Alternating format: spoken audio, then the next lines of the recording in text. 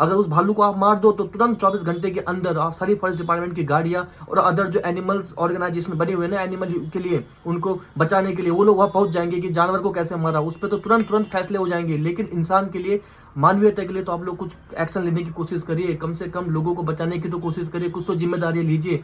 आप लोग अपने देहरादून में, अपने शहरों में जो है 10-10 गार्ड आपके घर के आसपास होंगे, उस घर के अंदर बैठ के आप लोग न्यूज में ये सब चीजें देखते हो। आप लोग एक बार उस घर से बाहर निकलिए, वहां जो आपके घर को चारों तरफ से गार्ड लोगों ने आपको बिल्कुल सिक्योरिटी में रखा हुआ, उससे बाहर निकल के हमारे गांव चल के आइए, सड़क से पैदल चल के जाइए, इन लोगों की तरह अपना जीवन यापन करके देखिए, कृषि करके देखिए, खेती करके देखिए, अकेले पहाड़ में घास लेने के लिए जाइए, लकड़ी लेने के लिए जाइए, तब आपको शायद पता चलेगा कि जो आम जनता है वह किस तरीके से, किन किन चीजों से, किन किन समस्याओं से गुजरती है। उसके बाद उन पे तेंदुओं के हमले, भालुओं के हमले, और बदले में हम लोगों को क्या मिलता है? आप लोगों का एकदम मौन रहना, आप लोग एकदम शांत, एकदम मौन हो। किसी ने अभी तक रिस्पॉन्सिबिलिटी नहीं ली है, कोई जिम्मेदारी लेने के लिए तैयार नहीं खड़ा है। हमारे जनप्रतिनिधियों ने हमारे उत्तराखंड के युवाओं को अपने गांव से वंचित कर दिया है। हम युवा शहर में रह रहे हैं और गांव में हमारे बुजुर्ग रह रहे हैं। अभी तक तो बात हमारी बेसिक अम्यूनिटीज की थी, लेकिन आज जो ये मैं यहाँ पे वीडियो बना रहा हूँ, यह वीडियो है हमारे जीवन के बारे में, पहाड़ी लोगों के, ग्रामीण लोगों के जीवन के बारे में।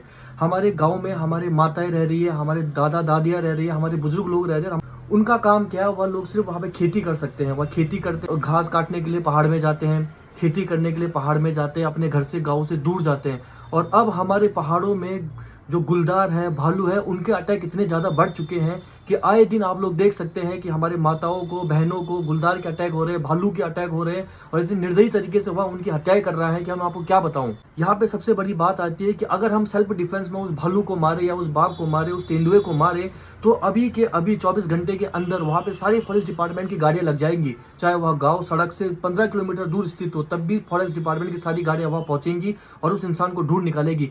पेट people for ethnic treatment of animals, उसके लोग वहां पहुंच जाएंगे 24 घंटे के अंदर। आपके जनप्रतिनिधि जितने लोग हैं वहां पहुंच जाएंगे और बोलेंगे देखिए किस तरीके से इस जीव की हत्या करी है इन गांव के लोगों ने। लेकिन अगर वही जीव जब किसी इंसान को मार देता है तो हम उस सेल्फ डिफेंस में उसको नहीं मार सकते। और अगर किसी इंसान को उस जीव ने मार दिया है, उस भालू ने, तेंदुए ने मार दिया है, तो कोई भी ना जनप्रतिनिधि वहां पहुंचता है, ना कोई फॉरेस्ट डिपार्टमेंट का ऑफिशियल वहां पहुंचता है और रिस्पॉन्सिबिलिटी लेता है कि ये हमारी गलती की वजह से हुआ है। अब गुलदार को मेरे गांव जिवई में कल ही भालू ने भी किस तरीके से, हमारी किसी माता को किस तरीके से भालू ने फाड़ा है। जिवई हो गया, बिरगणा हो गया, जसपुर हो गया, पोखड़ा, श्रीनगर, पौड़ी, श्रीकोट, सतपुली, आप जहां तक जाइए, बच्चों से लेके बड़े बड़े तक वह तेंदुए और ये भालू आजकल हत्याएं कर रहे हैं लोगों की।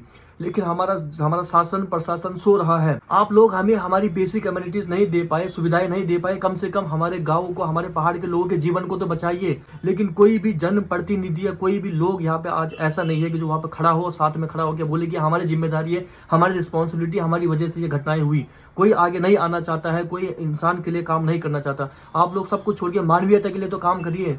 यह एक मानवीयता काम है। आप अगर वहां आएंगे, खड़े होंगे, आप वोट मांगने, तो आप लोग 15-15 किलोमीटर दूर गांव में पैदल चल के पहुंच जाते हैं। लेकिन जब कोई संकट आता है इन गांव वालों पे, तब आप लोग वहां क्यों नहीं पहुंचते हैं, क्यों नहीं आते हो? हम सभी उत्तराखंड के ग्रामीण लोगों को एक होना होगा, एक होकर इसके खिलाफ हम लोगों को लड़ना होगा। लेकिन मजबूरियां वही है कि हम जितने युवा है, हम शहरों में शहर शहर भटक के नौकरियां कर रहे हैं, अपने रोजगार के लिए यहाँ भटक रहे हैं। हमारे माता पिता कृषि पर आधारित है, उनको अपने पशु देखने हैं, अपनी कृषि देखनी है, वो लोग भी सड़क पे नहीं उतर सकते। और हमारे जनप्रतिनिधि इसी चीज का फायदा उठाते हैं। 5 साल में एक बार सिर्फ हमारे गांव की तरफ आते हैं जब उनको वोट चाहिए होते हैं। उसके अलावा उन्हें कोई मतलब नहीं कि वहां के लोग कैसे जी रहे हैं, वहां के लोग अपना जीवन यापन कैसे कर रहे हैं, वो मर रहे हैं, वो जी रहे हैं, क्या कर रहे हैं, इससे किसी को कोई फर्क नहीं पड़ता है। और आपने देखा होगा लास्ट में वहां पे जब अभी हमारी दीदी पे भालू ने हमला किया, उनका पूरा फेस फाड़ रखा है, वहां पे सिर्फ और सिर्फ गांव के लोग पहुंचे हैं। गांव के लोगों ने अपना गुस्सा दिखाने की कोशिश की, लेकिन वो किसको उस गुस्से को व्यक्त करेंगे? ना वहां पे शासन का कोई इंसान, ना वहां पे प्रशासन का कोई आदमी मौजूद है, कोई भी ऑफिशियल फॉरेस्ट डिपार्टमेंट का वहां पे नहीं है, कोई भी नहीं वहां पहुंचता।